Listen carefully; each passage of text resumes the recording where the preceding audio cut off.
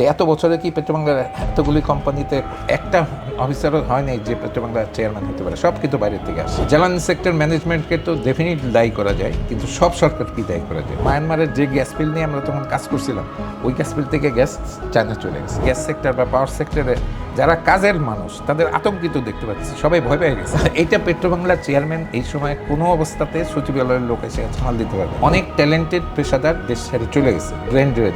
এইভাবে চলতে থাকলে আগামী 2 বছর পরে গ্যাস প্রায় জিরো হয়ে যাবে, গ্রিড গ্যাস। আমি আপনার কাছে একটু জানতে চাই, সেটা হচ্ছে যে আমাদের এই আজকের এই জ্বালানি সংকটের কারণটা কি? দেখেন, আমি তো 77 থেকে 2005 পর্যন্ত প্রায় 30 বছর জ্বালানি সেক্টরে সব সেগমেন্টে কাজ করছি। সেটা আপস্ট্রিম, খনন, gas field development, processing, midstream, GTCL, downstream gas use. তো একটা জ্বালানি সেক্টর এই পর্যায়ে আসতে কিন্তু একদিন 2 দিনে তো হয়নি, ক্রমপুঞ্জিত অবস্থা। আজকের জ্বালানি সেক্টরের যে এই অবস্থার জন্যে জ্বালানি সেক্টর ম্যানেজমেন্টকে তো ডেফিনেটলি দায়ী করা যায়, কিন্তু সব সরকার কি দায়ী করা যায়?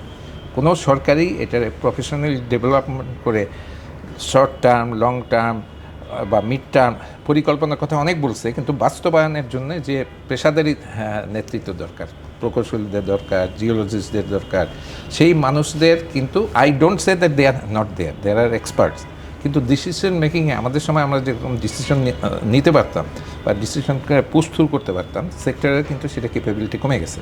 কারণ অনেক ট্যালেন্টেড পেশাদার দেশ ছেড়ে চলে গেছে, ব্রেন ড্রেন হয়েছে, বা যারা আছে তারা এই সেক্টরে নানান ধরনের পলিটিসাইজেশন হয়ে গেছে ওদের।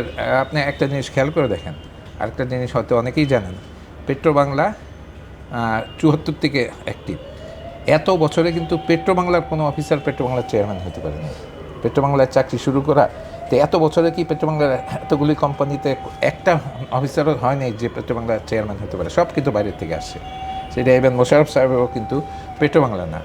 আর অন দ্য আদার হ্যান্ড গত কিছুদিন ধরে আপনার মন্ত্রণালয় থেকে একটা অর্ডারই করা হয়েছে যে 3টা position, chairman Petrobangla, director planning, director finance, director admin, সবসময় মন্ত্রণালয় থেকে আসবে। কেন? তাহলে পেট্রোবাংলার 11টা কোম্পানিতে কি অ্যাডমিনে ভালো মানুষ নাই, ফাইন্যান্সে ভালো মানুষ নাই, ইঞ্জিনিয়ারিংয়ের কথা বাদই দিলাম। তো এই সেক্টরে, এই ধরনের একটা কারিগরি ঘন সেক্টরে যদি অভিজ্ঞ কারিগরি জ্ঞান সম্পন্ন মানুষ হেড হিসেবে না থাকে, তাহলে তো এই সেক্টর ডেভেলপ করতে পারবে না। স্পেশালি এই চ্যালেঞ্জিং সিচুয়েশন, আপনার গ্যাস প্রমাণিত গ্যাস রিজার্ভ শেষ হয়ে আসছে। আপনি বলতে চাচ্ছেন যে আসলে মূলত ম্যানেজমেন্ট, সরকারের দৃষ্টিভঙ্গি, এই যে অনেক আপনাদের সংসদেই তো আপনাদের মন্ত্রী বলছে যে আর কোনো গ্যাস আবিষ্কার না হলে 2031 সে গ্যাস শূন্য হয়ে যাবে। এটা তো আজকে বল নেই, 4-5 বছর। এই 4-5 বছরে এটা অ্যাড্রেস করার জন্য কি করছে? আমি মনে করি বাংলাদেশের এই গ্যাস সংকট মোকাবেলা বা জ্বালানি সংকট মোকাবেলার জন্যে আমাদের নিজেদের যে সম্পদ আছে, ভূমিতে বলেন, জলে বলেন, যে পেট্রোলিয়াম রিসোর্স, আমাদের 65 ট্রিলিয়ন ইকুইভ্যালেন্টের coal, very high quality coal at mining depth আছে। দুনিয়ার বিভিন্ন দেশে এই কয়লা কিন্তু পরিবেশসম্মত উপায়ে উত্তোলন করার রয়েছে। এই পরিস্থিতিতে যেখানে জ্বালানি দুর্ভিক্ষ, আমাদের নিজেদের গ্যাস শেষ হয়ে যাচ্ছে, আমাদের বিদেশ থেকে যে জ্বালানি আমদানি করব সেই পর্যাপ্ত অবকাঠামো নাই, আমাদের আর্থিক সক্ষমতা নাই, এই সময় সরকারের তরফ থেকে আমি বর্তমান প্রধানমন্ত্রীকে সাধুবাদ জানাবো। অ্যাটলিস্ট উনি বলছেন যে পার্লামেন্টে নিয়ে 10 বছর মেয়াদে একটা পরিকল্পনা উনি করবেন, এবং সেটাও যদি ওই জাপানিজদের দিয়ে গ্যাস সিস্টেম মাস্টার প্ল্যান বা পাওয়ার সিস্টেম মাস্টার প্ল্যান না করে, এই দেশে তো অভিজ্ঞ জনগণ আছে। আমি যারা আপনাদের মিডিয়া বা বিভিন্ন জায়গায় গ্যাস বিশেষজ্ঞ হিসেবে কথা বলেন, ওরা কিন্তু মোস্টলি একাডেমিশিয়ান, উনি ইউনিভার্সিটি প্রফেসর বা বিজনেস ট্রেডার, কিন্তু গ্যাস সেক্টরে, এনার্জি সেক্টরে কাজ করা বহু অভিজ্ঞ মানুষ এখনও বাইরে আছে, যারা এক্সপোজড হয় না।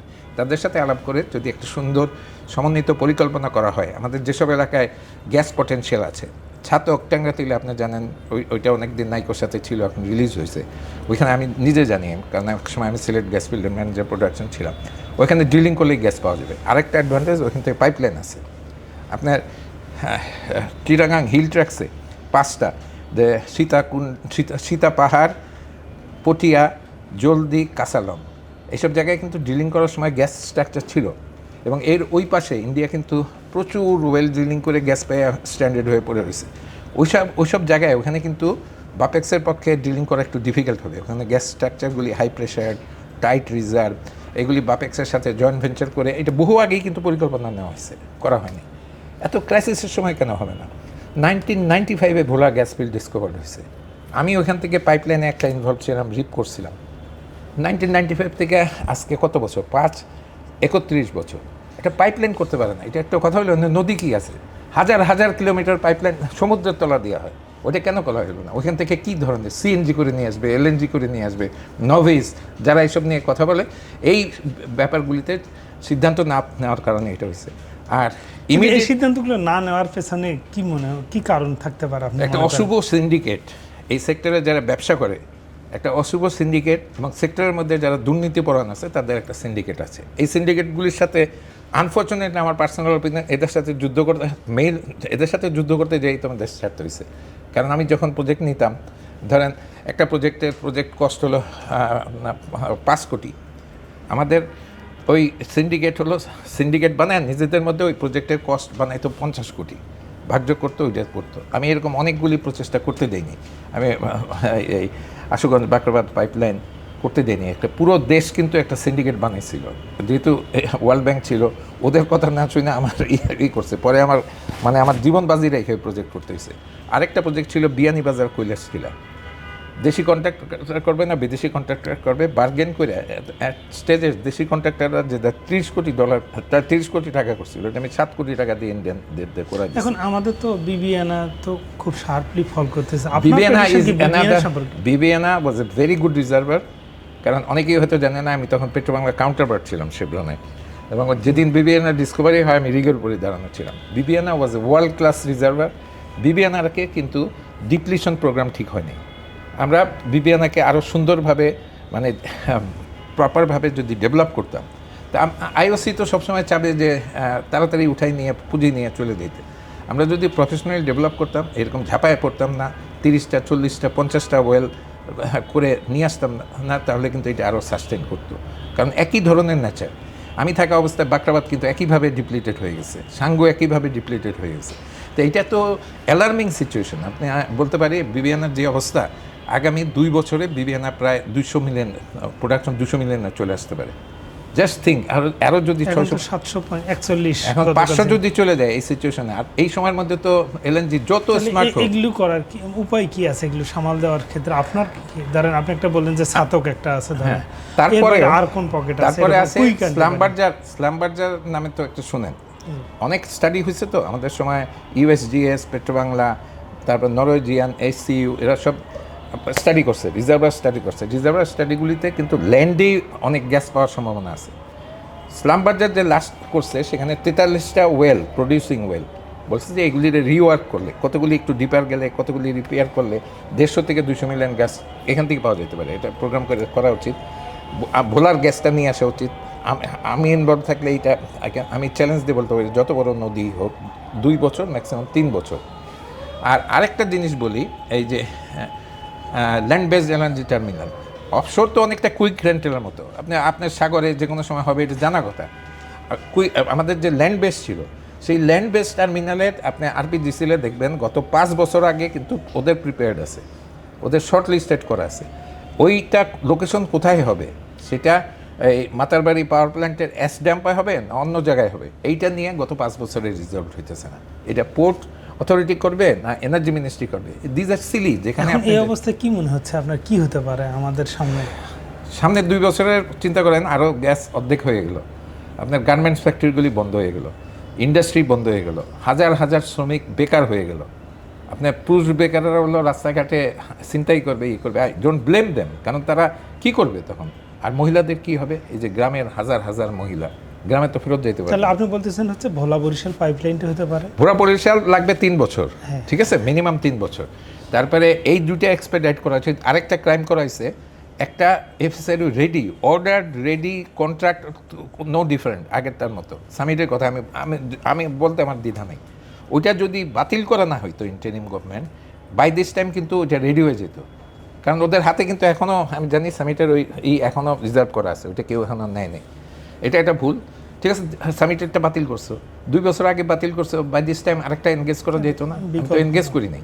আর এখন আরেকটা জিনিস আমি জানি না, সরকারের মন্ত্রীরা আমি দেখছি আগামী 3 বছরে 3টা এফএসআরইউ করবে। তিনটা এফএসআর কিন্তু এত সোজা না। এফএসআর করতে হলে এমন জায়গায় এফএসআর করতে হবে যেখানে ড্রাফট সেখান আছে, থেকে কিন্তু আপনি পাইপলাইনও লাগবে। পাইপলাইন নাই, ওইখানে ড্রাফট নাই।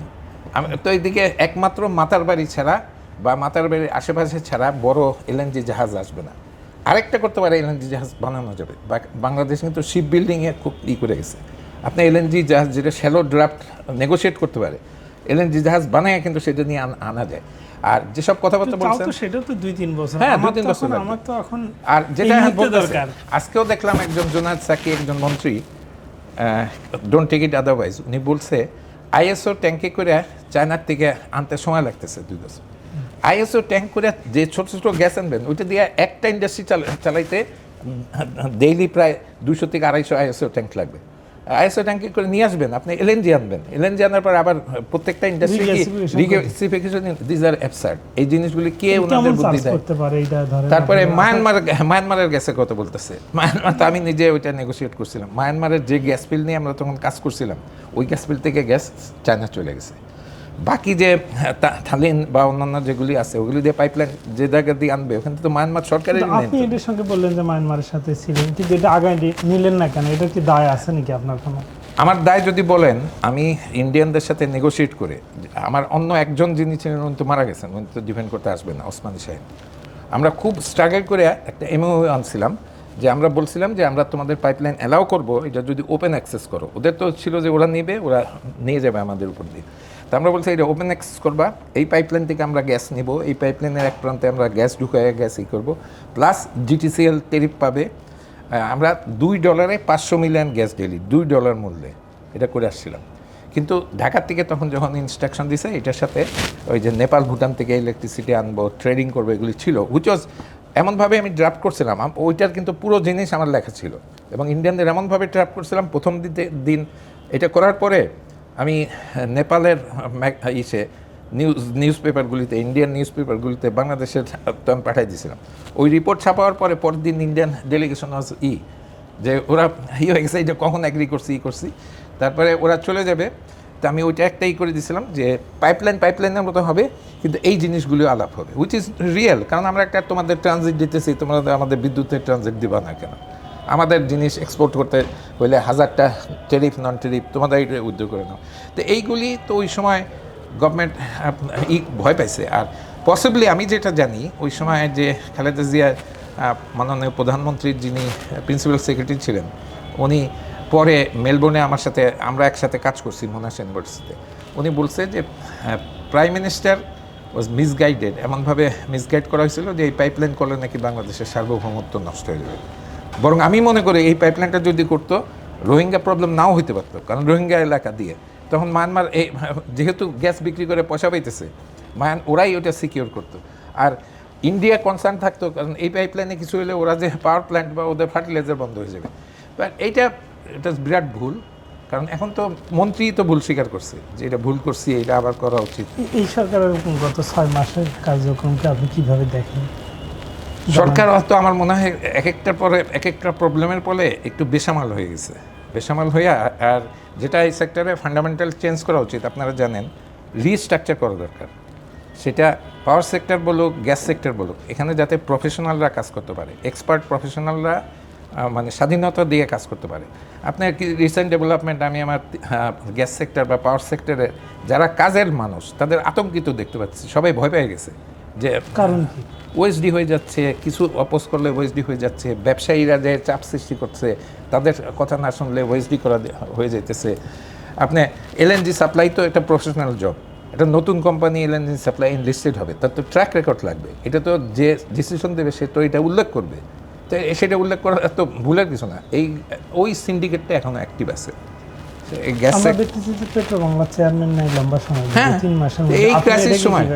আমি তো বলছি, এইটা পেট্রোবাংলার চেয়ারম্যান এই সময় কোনো অবস্থাতে সচিবালয়ের লোক এসে সামাল দিতে পারবে না।